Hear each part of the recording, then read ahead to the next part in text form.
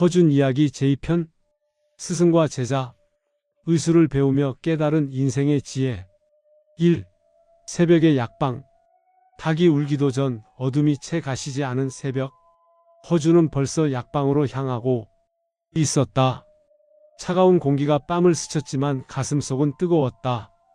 오늘도 스승 유이태 선생님께 배울 것들이 기다리고 있었다. 약방 문을 열자 은은한 약재 냄새가 코끝을 스쳤다. 인삼, 당귀, 황기, 수백 가지 약재들이 제자리를 지키고 있었다. 허준은 조용히 빗자루를 들었다. 스승이 오시기 전에 약방을 깨끗이 정돈하는 것이 하루의 시작이었다. 벌써 왔구나. 뒤에서 유이태의 목소리가 들렸다. 허준은 급히 돌아서서 인사를 올렸다. 선생님 안녕하십니까? 준아, 의원이 되려면 부지런해야 한다. 하지만 그보다 더 중요한 것이 있느니라. 그것이 무엇입니까? 유이태는 창밖을 바라보았다. 동쪽 하늘이 서서히 밝아오고 있었다. 환자의 고통을 내 고통으로 여기는 마음이니라. 아무리 실력이 뛰어나도 그 마음이 없으면 진정한 의원이 될 수 없느니라. 허준은 고개를 끄덕이며 스승의 말씀을 가슴에 새겼다.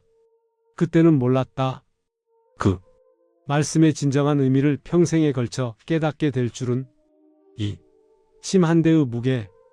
허준이 유이태를 따라 배운 지 석 달이 지났다. 약재의 이름과 성질은 대부분 외웠고 간단한 처방도 할 수 있게 되었다. 하지만 아직 배우지 못한 것이 하나 있었다. 바로 침술이었다.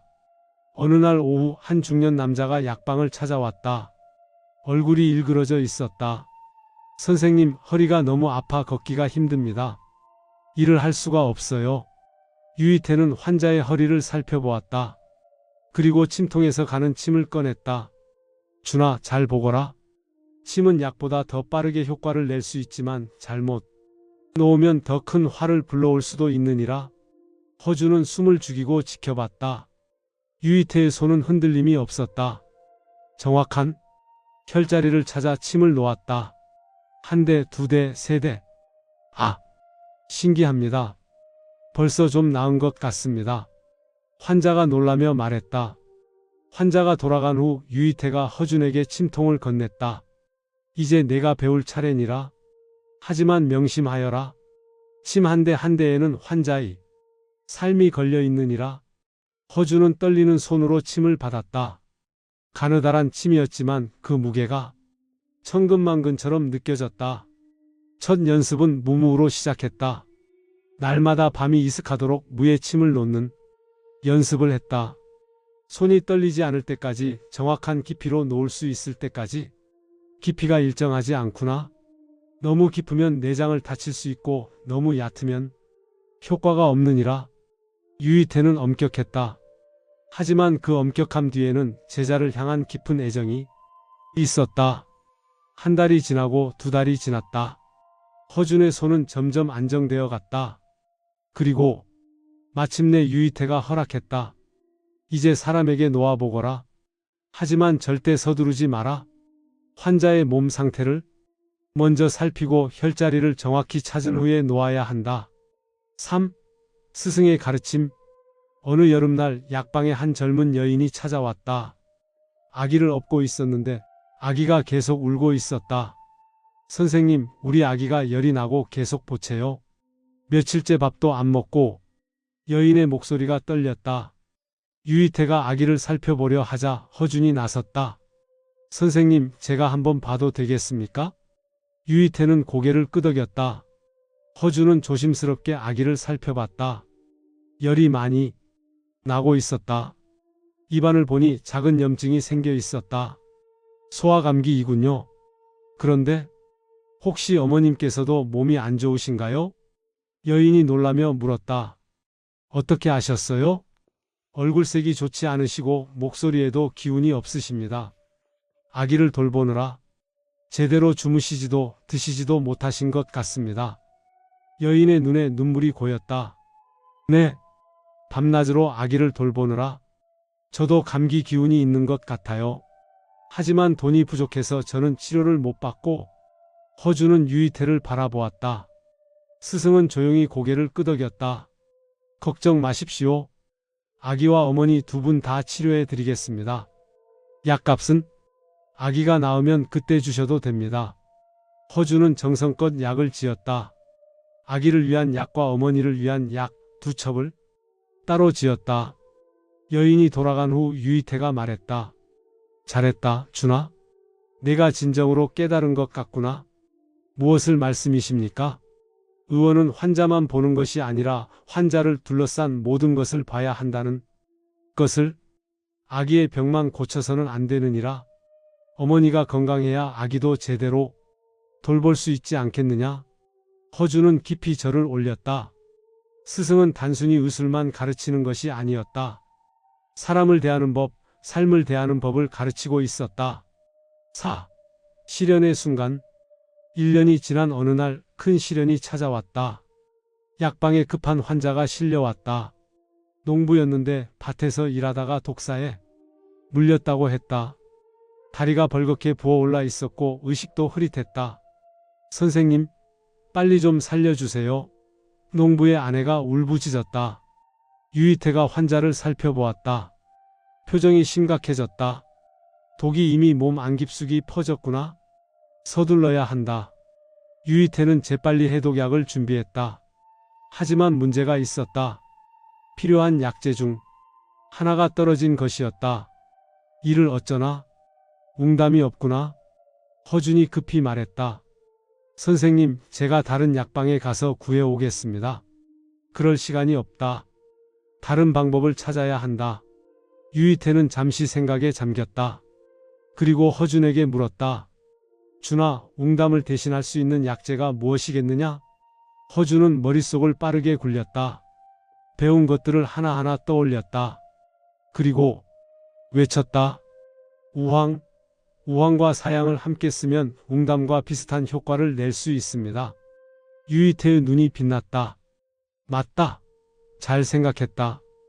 빨리 준비하거라. 두 사람은 정신없이 움직였다. 약을 다리고 환자에게 먹였다. 그리고 독이 퍼진 다리에 침을 놓아 독을 빼냈다. 시간이 흘렀다. 1시즌, 2시즌.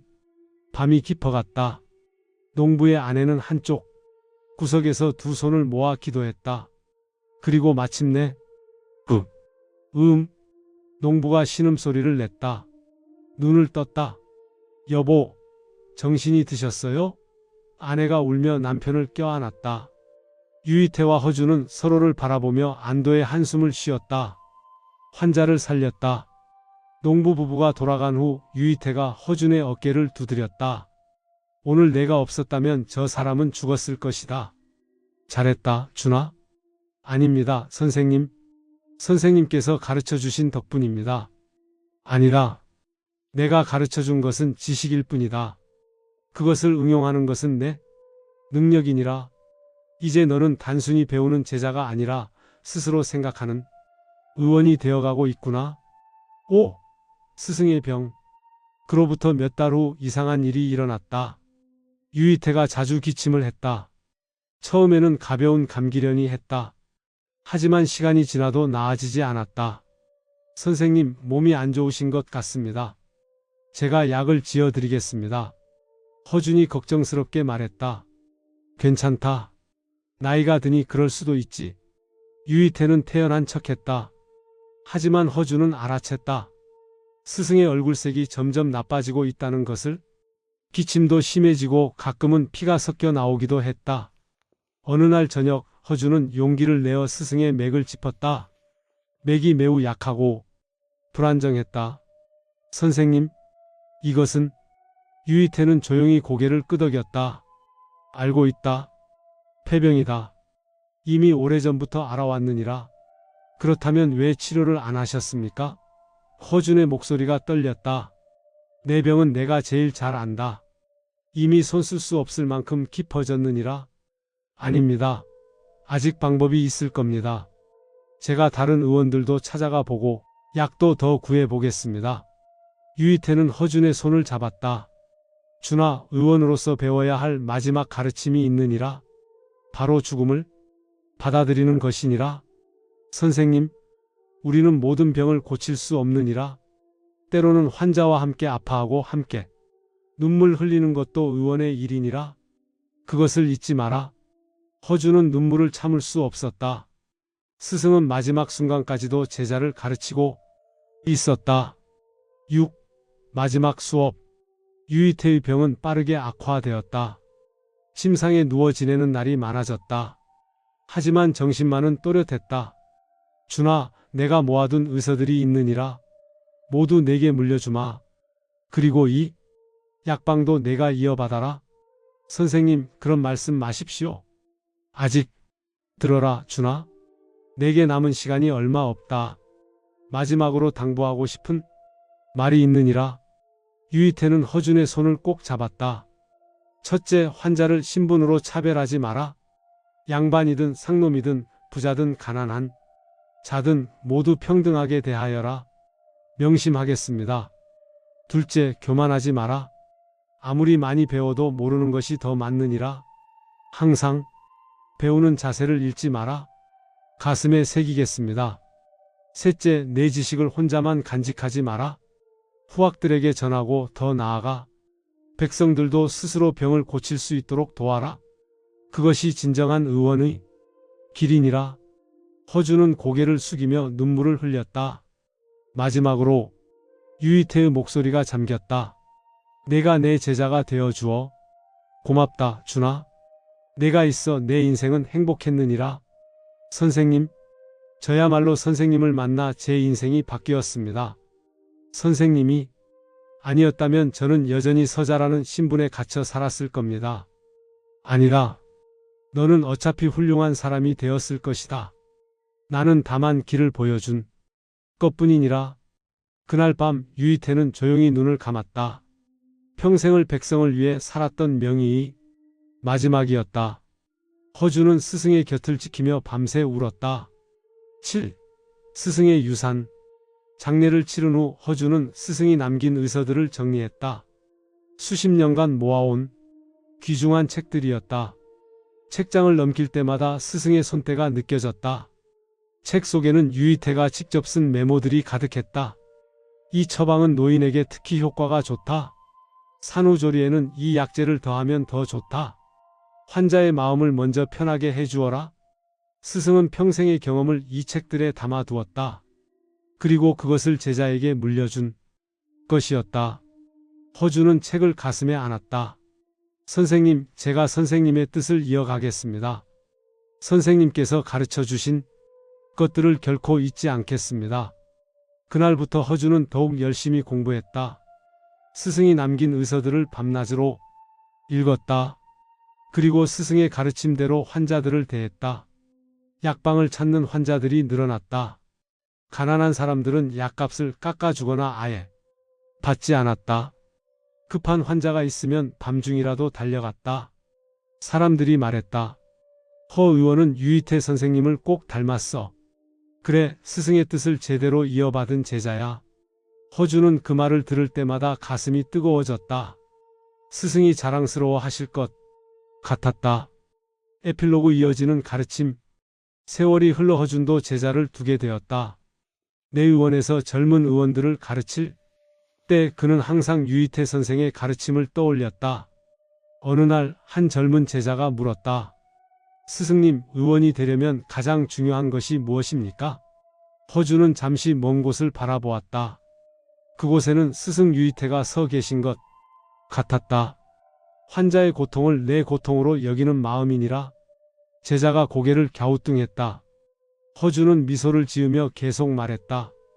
아무리 실력이 뛰어나도 그 마음이 없으면 진정한 의원이 될 수 없느니라. 이것은 내가 평생의 스승으로부터 배운 가장 귀중한 가르침이니라. 그리고 허준은 동의보감을 집필하면서 스승의 가르침을 책 속에 담았다. 단순한 의학 지식뿐만 아니라 환자를 대하는 마음, 의원으로서의 자세까지. 유이태의 가르침은 허준을 통해 동의보감에 담겼고 동의보감은 수많은 후학들에게 전해졌다. 그렇게 스승의 정신은 시대를 넘어 이어져 갔다. 마이너스. 독자 여러분께 스승과 제자의 관계는 참으로 특별합니다. 단순히 지식을 전달하는 것을 넘어 삶의 지혜와 가치관까지 전해줍니다. 허준이 유이태로부터 배운 것은 의술만이 아니었습니다. 사람을 대하는 법, 삶을 대하는 법, 그리고 자신의 지식을 다음 세대에 물려주는 법까지 배웠습니다. 우리 인생에도 이런 스승이 있지 않습니까? 부모님일 수도 있고 선생님일 수도 있고 직장 선배일 수도 있습니다. 그분들의 가르침을 기억하고 그것을 다음 세대에 전하는 것, 그것이 우리가 해야 할 일이 아닐까요? 그리고 우리 자신도 누군가의 스승이 될 수 있습니다. 자녀에게, 손주에게, 혹은 젊은 세대에게 우리가 살아온 지혜를 나누어 주는 것, 그것이 바로 이 시대를 사는 우리의 역할입니다. 마이너스 제3편에서 계속 마이너스